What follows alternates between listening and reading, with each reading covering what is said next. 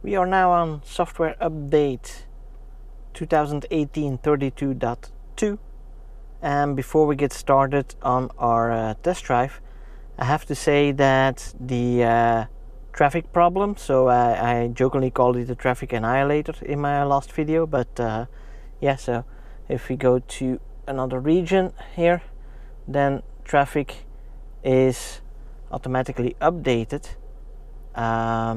So if I disable this again and re-enable that, it doesn't show a difference. And if you go to a port where I haven't been yet, then it automatically updates traffic the way it should be and the way it was before the previous update. And apparently the one before that, the 26 or the 28, no, I think it's 26, already had that problem as well. So yeah, that's one bug that Tesla managed to fix. And then of course also the problem that I had with the browser not being responsive. So if I just go here, it's not the fastest browser still, but it is responsive. Last time I tried to do that in the previous updates, then it I was able to get, like, for example, if I want some weather info, I can go there, and now it responds, right? So again, it's not the fastest, but at least it responds, and I had to reboot like every drive before this. So that is again another fix that they implemented with this update, which already makes this update a good one.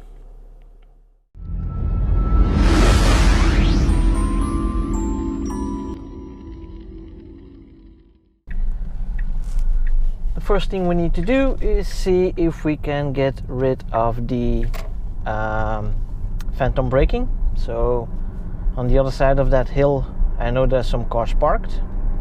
So let's see how the car reacts to that this time.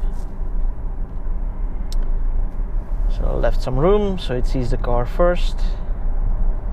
Coming up to the top, there are some parked cars, and what does it do? Yay! No more phantom braking for those cars. So yeah, that's another improvement that we're seeing straight away. Speed is still being restricted to the actual speed limit, which is also a good thing. And let's see how it fares on the rest of the track. Here we're coming up to that little hill section where it should speed up automatically to 70 kilometers an hour once we pass that sign, that white rectangular sign with the red stripe. Yep, that's okay still as well. Now let's see, I'm not expecting any problems at the top of the hill here. That's been quite okay for a long time now. Yep, going straight on. Maybe here it loses the line a little bit, let's see. No, little jiggle on the dashboard. There's very small steering correction, but nothing really noticeable.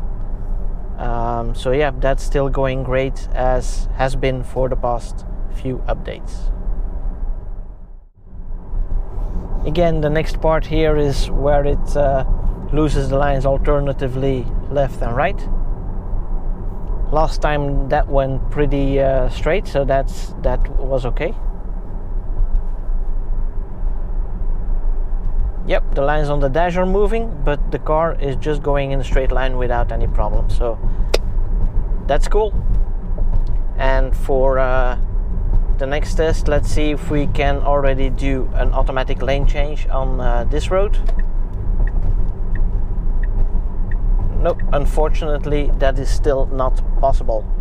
Now, I've heard from some people, some rumors that AutoPilot 1 has been restricted in the auto lane change on secondary roads. I don't have immediate access to an AutoPilot 1 car, so if you guys could comment in below the video there and let me know what your experience is with AutoPilot 1 on the lane change on secondary roads, that would be great. Because if that's being restricted on AutoPilot 1 as well, yeah, that's Tesla taking away something that was working, I wouldn't say perfectly, but that was working great. The dreaded right-left turn here. So yeah, last time that didn't go so well because it went way over the line. Let's see how the car handles it with this particular update. So hands on steering wheel, ready to intervene. Let's hope there's no car from the other side.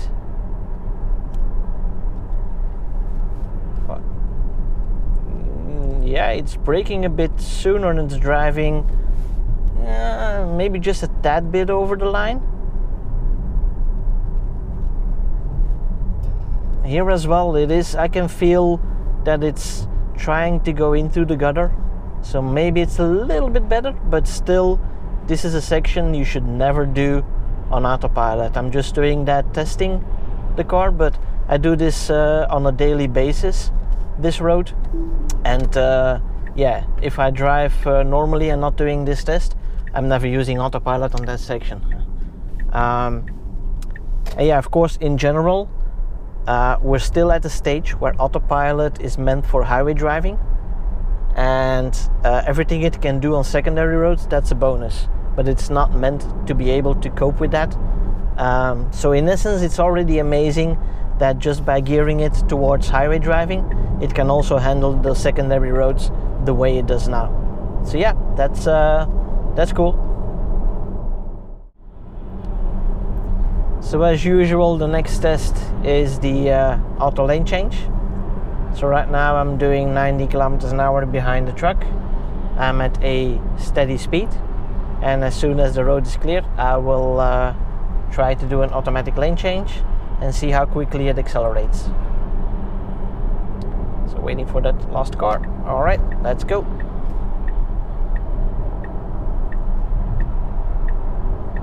Yeah, it does start accelerating as soon as you leave the road, or leave the lane, I should say.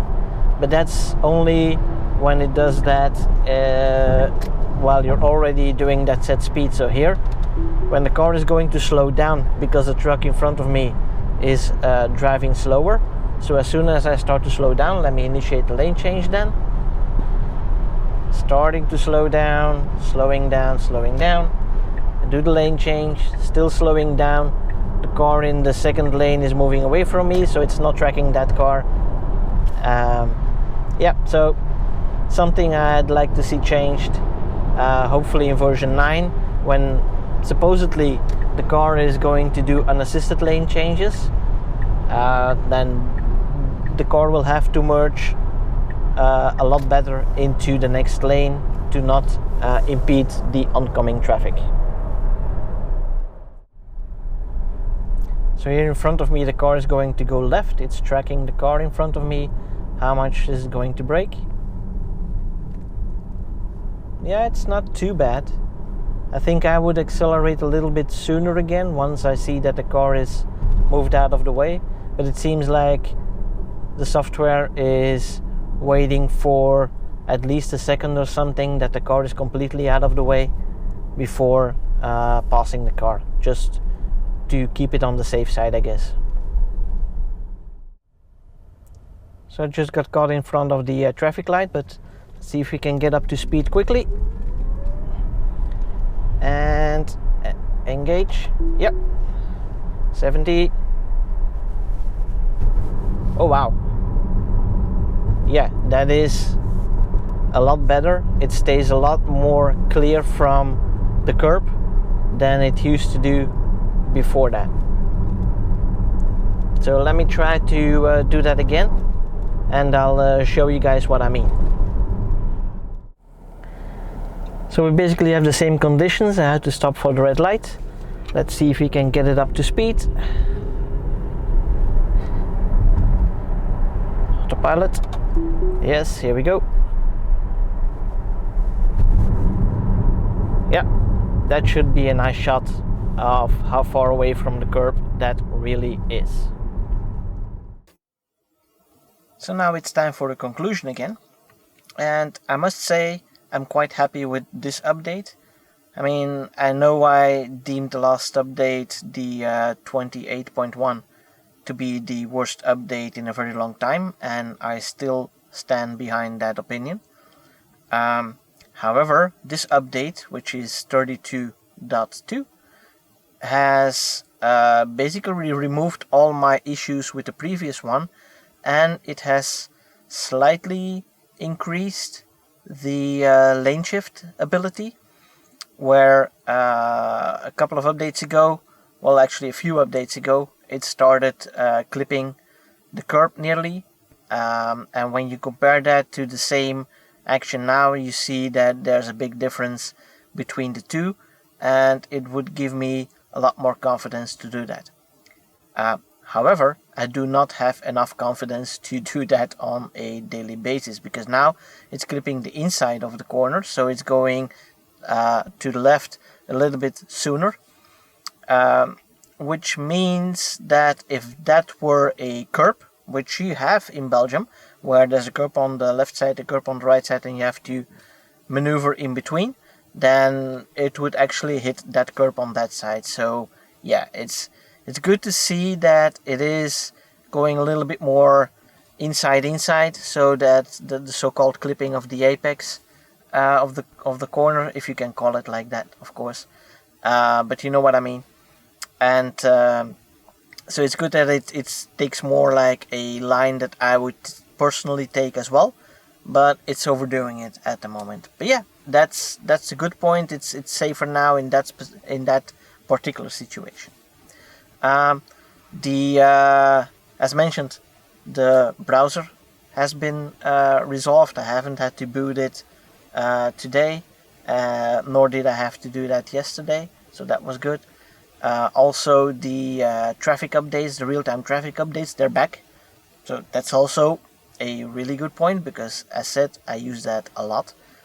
It's just that, yeah, that S-curve, that tight right-left turn, that is still a problem area. And yeah, as long as Tesla is not going to focus on secondary roads, I don't believe that they will be able to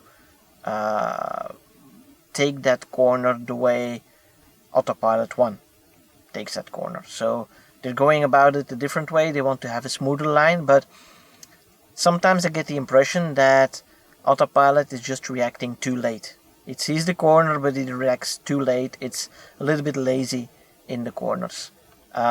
Is that a problem with the algorithm? Is that a problem with the hardware capabilities? I don't know, and probably will never know. Because I don't get insight into how the code works or how the system is written. But yeah, it's apparently a difficult thing for Tesla to do. Now, on other corners, I've noticed that it does slow down before the sharp turn. So maybe it's something in the database. I don't know how Tesla solves it or should solve it. But yeah. So yeah, as said, I'm quite happy with this update.